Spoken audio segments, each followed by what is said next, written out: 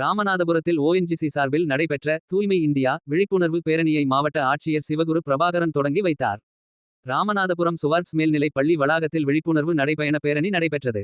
ONGC நிறுவனம் ஆண்டுதோறும் ஜூலை 1 முதல் 15ஆம் தேதி வரை தூய்மை இந்தியா இருவார விழாவாக கடைபிடித்து வருகிறது.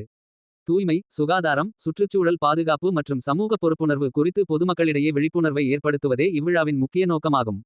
இந்த இருவார விழாவையொட்டி தூய்மை பணியாளர்களுக்கு உதவிகள் வழங்குதல், அரசு மற்றும் அரசு உதவி பெறும் பள்ளிகளில் வண்ணம் பூசுதல், மரக்கன்றுகள் நடுதல், தானியங்கள் வழங்குதல் மற்றும் சுற்றுச்சூழல் விழிப்புணர்வு நிகழ்ச்சிகள் உள்ளிட்ட பல்வேறு சமூக பணிகள் தொடர்ந்து மேற்கொள்ளப்பட்டு வருகின்றன. அதன் தொடர்ச்சியாக நெகிழி ஒழிப்பு மற்றும் தூய்மையான வாழ்க்கை முறையை வலியுறுத்தி இன்று விழிப்புணர்வு பேரணி நடைபெற்றது. சுவார்ட்ஸ் மேல்நிலைப் பள்ளி வளாகத்தில் தொடங்கிய இப்பேரணி நகரின் முக்கிய சாலைகள் வழியாகச் சென்று மீண்டும் பள்ளியிலேயே நிறைவடைந்தது.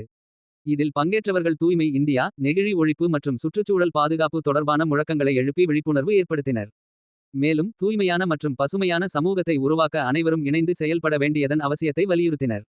இந்த நிகழ்ச்சியில் ஓஎன்ஜிசி நிறுவனத்தின் அசட் சப்போர்ட் மேலாளர் பிரசஞ்சித் கோஷ், மனித வளம் முதன்மை பொது மேலாளர் கிரிராஜ் சிங், மாவட்ட விளையாட்டு அலுவலர் தினேஷ் குமார், தொலைத்தொடர்பு பிரிவு அலுவலர் அறிவழகன், ரோட்டரி சங்க நிர்வாகிகள் முனைவர் சோமசுந்தரம், டாக்டர் காளிமுத்து, பொறியாளர் ராஜேஷ் ஆனந்த் மற்றும் ஓஎன்ஜிசி நிறுவன அதிகாரிகள் மற்றும் பொதுமக்கள் என ஏராளமானோர் கலந்து கொண்டனர்.